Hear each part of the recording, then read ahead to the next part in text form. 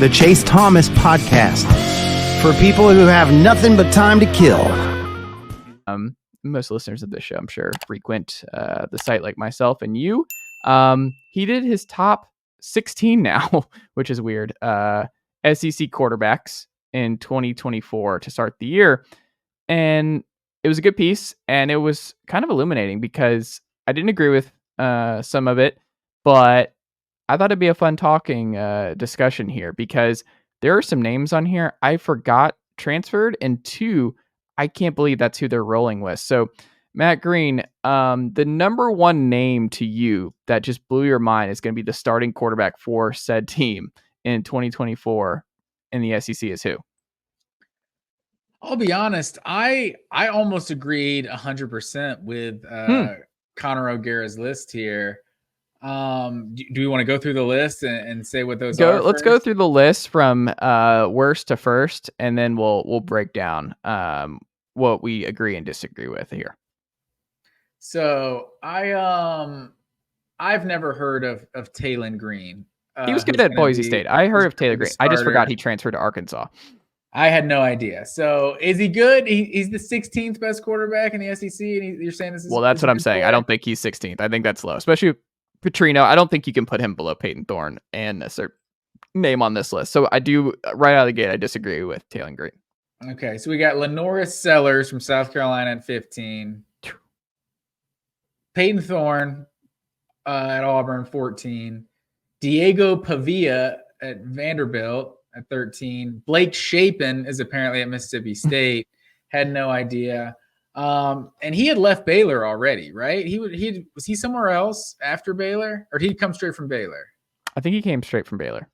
Okay, so he's at Mississippi State, and then we got Vandagriff at 11 at Kentucky. Brock Vandagriff at 11 at Kentucky.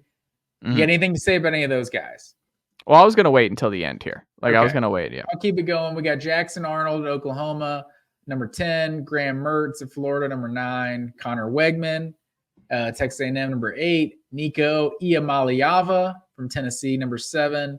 Garrett Nussmeier, LSU, number 6. And in the top 5, we got Brady Cook, Missouri. Jackson Dart, Ole Miss, number 4. Jalen Milroe at Alabama, number 3. Quinn Ewers at Texas, number 2. And then Carson Beck of the Georgia Bulldogs at number 1. And so so you said you disagreed with a lot about this list. What's your big disagreement right off the bat? So Taylon Green, I don't think is going to be the worst. Like, there's just no way that I think Bobby Petrino and Taylon Green, that combo, is going to be the worst combination in the SEC next year. Don't see that happening at all. I think the worst, no question, you have to start off is Peyton Thorne. Like, I understand like the whole offseason now with Auburn and everything else, but what we saw was bad. Like, what we saw outside, he did make the point of like he was successful on the ground. I think he said, he's the only returning SEC quarterback with more rushing yard, or the only returning SEC quarterback with more rushing yards than Thorne is Jalen Milroe, which I guess is something. But Peyton Thorne was bad, and Auburn was rough offensively, and I just don't know. Granted, he could be better, but I don't know. We'll see on that one. That's a TBD. It felt a little Joe Milton-y right out of the gate here for Peyton Thorne in SEC play, and I think he has to be at the bottom. The Norris Sellers, like, what does Joe Milton-y mean? You make the jump from Big Ten country, and you're like, oh, he could be something. He's with a fun offensive mind. Like, Hugh Freeze, one of the best in college football. He can mold this guy. This offense they'll figure it out. They'll become explosive again. It's like, or they those just Big won't. Ten boys aren't ready for the SEC. That's what you're saying. I don't think Peyton Thorne's it, and I just don't think he's going to be the guy for the entire year. Norris Sellers, man, life's going to come at you fast. He's a 3-star quarterback. I'm surprised South Carolina didn't go harder in the portal. Like, Will Howard should have been someone you go really hard after if you're South Carolina. Like, the drop off from Rattler to Sellers might be vast. I think South Carolina. I mean, who's to say they didn't go after Will Howard? Maybe that's it. He went to Ohio State. They're on a different level. I'll say Graham Mertz, something that's kind of wild. He did complete 70% of his passes, 20 TDs. Only he's one of let's see how many here. 3 other Power 5 quarterbacks who did that, and it was Noah Fifita, Arizona, Mertz and Carson Beck. So he's in good company. He's like my favorite buy low candidate, where year 2, he doesn't turn the ball over, which you like. He completes a bunch of his passes.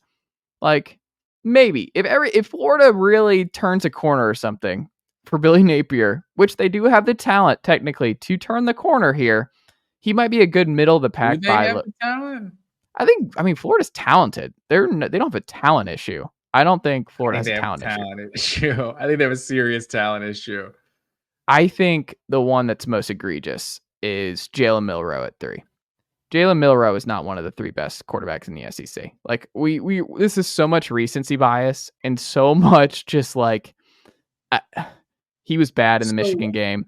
I understand he came on a little bit late in the year, but like no one's taking. I mean, at the end of the year, I guess this is part of it for me. Like what we saw from Connor Wegman early, I think I just do the test of like, okay, if you're Kalen DeBoer, how many of the SEC quarterbacks in this list would you trade Jalen Milroe for right now? Like going into the 2024 season, like how many would you trade? What would you guess, Matt Green? See, I think I don't know. There's a couple different ways to answer that. Just because Connor Wegman, yeah, he's got some talent. Like he hasn't done anything close to what Jalen Milroe has done in his time in college. Like if this he list had a 16 to 2 TD to interception ratio, man. Over like he was balling. Yeah, over how many games? Like, I mean, 7. I mean, it's not like we have a huge track record with Milroe either. Like most of Milroe's games were bad early. We have an entire season of this guy's starting quarterback, but he was bad for the majority of the year.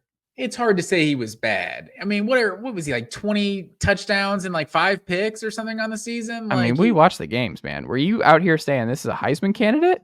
No, I think he's overrated. Like in terms of like he completed 65% of his passes. I mean, he's like 5th or 6th in the Heisman, but this dude's a dynamic athlete, so his passing are the only thing. But you look at Jackson Dart, like he's in a more quarterback-friendly offense probably, and I mean, he wasn't like just way better than Jalen Milroe by any means last year. Like, and Brady, like you think Brady Cook's better than Jalen? Yes, absolutely. Like, I don't know that at all. Like, if I'm predicting how they're going to be in 2024 with all that Alabama's lost, and you know now having to learn a new offense. Granted, it is like a more offensive-minded head coach. You know, I can see why you would predict other guys him to not have the 3rd best season next year. But right now, it's hard to rank more than like a couple guys ahead of him. I mean, I would put Dart ahead of him, Brady Cook ahead of him, Connor Wegman ahead of him, and then I think by the end of this year, say those again. I think Wegman, Cook, and Dart should all be ahead of him on this list. And then I go into next year. I think by the end of next year, Nico will obviously be ahead, and then Garrett Nussmeier I think will be ahead. Obviously, Nico. No, yeah, 100%. Like Nico's floor is just too high. Like I don't know where the ceiling is. Ultimately, the floor is too high. What you saw in the there's no one's dropping 35 on Iowa's defense and making it look that easy. Like, look, man, it's going to be literally did that. That's it in an actual meaningful game. They did different. The exact same, and that was a terrible offense though. So Iowa, let's not make too big a deal of the Iowa game. And I would also, Milroe went 23 touchdowns and 6 picks, completing 66% of his passes. Like this guy also is, we know he's like one of the best athletes we've ever seen playing the quarterback position. Like this dude is still a really good player, even if he's just a little overrated. Like and he's disappointing from an Alabama perspective. Fine. What I'm saying is like he's just not the 3rd best quarterback in the conference. I just don't think that's the case. Even with the track record of what we've seen. Like Brady Cook had a better year than Jalen Milroe last year. Jackson Dart had a better year than Jalen Milroe. I think both of those are debatable. And if Connor Wegman doesn't get hurt, he's having a better year based on where he was through 7 games. Yeah, Jackson Dart, I mean, you could argue that. I feel like those are close, but I'm not taking Brady Cook over Jalen Milroe. And I like Brady Cook. Like the other question, you didn't answer my first question though. What's that? If Kalen DeBoer's offered Nico for Jalen right now for 1 year, what does he do? But that's what I'm saying. Like the rankings are a little different of like who you would trade for, because there's some like Nico is a guy. Yeah, he's a 5-star. Like he's got all this talent, but he hasn't done anything. And so any list that would have Nico ahead of but Jalen even guys Milroe, who don't, let's do it that way. With that list, right? Brady Cook, would you trade for him? Who's safer this year? Brady Cook or Jalen Milroe? I would not trade Jalen Milroe for Brady Cook. No. Okay. Would you trade Jackson Dart for Jalen Milroe? I don't think I would. No. I think you can design a system around the things that Jalen Milroe can do. Connor Wegman. See, that one's tougher because I think Wegman is going to be the guy, but he hasn't done it yet. I might take Wegman over Milroe. Okay. But I'm not definitively though. Milroe, dude, is a ridiculous athlete. Like it cannot be understated. Like he's like he's like the fastest player on the entire team. Like there's a way to manage a quarterback that's just not a great not a precision passer down the field. Milroe he came on, he deserves credit for getting better as the season went along. I'm just saying, is this list still happening if they lose to Auburn the way they did? Almost did. Like, are we doing this if they miss the playoff, they lose to Auburn, and none of it? Like, I just don't. I don't know. USF, or excuse me, not USF. The early part of the year happened. Like, that still is on your resume. Like, I've still seen some rough quarterback play and some. I don't know. I just don't think it's all 100% that like Jalen Milroe is for sure a top 3 quarterback, early Heisman favorite. I just don't get that. That's why you're putting me in a bad position here, because we agree on Jalen Milroe, but I don't agree to the extent that you're kind of throwing him out with the bathwater, whatever the expression. No. I'm saying that the conference is actually sneaky loaded at the top at quarterback this year, kind of like the Pac-12. And I just don't think in this league he's in the top half. I just don't. And I definitely don't think at the end of the year he will be. That's right. At the end of the year, I think is a different conversation. Like predicting who the top 16 seasons these guys have. I don't think I'd put Jalen Milroe in the top 3 because I think he's probably going to take a step back. But part of that's about what Alabama's losing and learning a new offense and everything, like I said. I think even though I do not think he should be a top 5 Heisman guy preseason or anything like that. But he is, like the betting odds, he's in the top 5, and I'm like, what am I missing so here? There's aspects of that I disagree with, but ultimately I feel like I'm more agreeing with you than not, that I'm not like sold on Jalen Milroe, but I don't think this crop of SEC quarterbacks is particularly like great. Like I think there's a lot of unproven guys here. Like Connor Wegman, yeah, like he could be a superstar. Like he has that potential. Brady Cook could take his game to the next level. Brady Cook could also take a step back when Missouri's schedule gets a little more difficult. Like that could also happen. So like, yeah. And Graham Mertz, like if having Graham Mertz is like the 9th best quarterback in a conference, like that is pretty strong. Because I think Graham Mertz is a solid quarterback.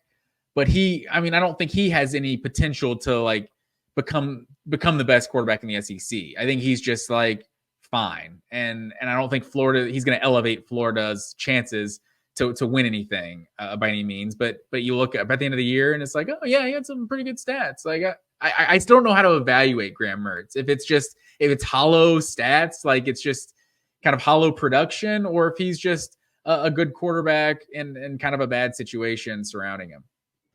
Is Brock Vandagriff the best, like, buy medium stock of, like, former 5-star kid? We'll see if Liam Cohen makes it through this cycle and he's still at Kentucky, but he's sneaky, like, an interesting one to just circle of, like, Kentucky's never had, like, Will Levis transfer was highly touted, but not a 5-star kid. Like, we have never seen this level of talent at quarterback in the Stoops era. Like, I don't know. Like, will it just go Spencer Rattler at South Carolina, where it like, sure, he has all the talent in the world, but the pieces just aren't going to be there for him to really break through? Or is it something special? I don't know. Brock Vandagriff's a huge wild card to me at Kentucky that I can't wait to watch. I'm glad he ended up there because I think it will be very interesting and a good test case for what Kentucky can ultimately be with a premier blue chip quarterback. Yeah, that's a good call because I think you haven't really proven what Brock Vandagriff isn't to this point. Like sometimes, like I don't know where he ranks in terms of the portal rankings, but he's not one of the highest quarterbacks. But yeah, this guy was a top 10 recruit coming out of high school, and he's a dual threat. So you saw when he would come into Georgia games, like there would usually be a design run within the first couple of plays of him coming in the game. So the fact that he is that has that athletic element to his game, like he just sat behind Stetson Bennett and Carson Beck. So he's been behind some good quarterbacks. Like we've seen a Joe Burrow type, not comparing him to Joe Burrow, but a guy that was just behind good players. And when he got his chance to shine somewhere else, he was a star. So I don't know that Brock Vandagriff is going to be that guy, but he's definitely an intriguing prospect. And like you said, in Liam Cohen's offense, like Kentucky could be a sneaky team next year. Absolutely. Matt Green, final big thing here.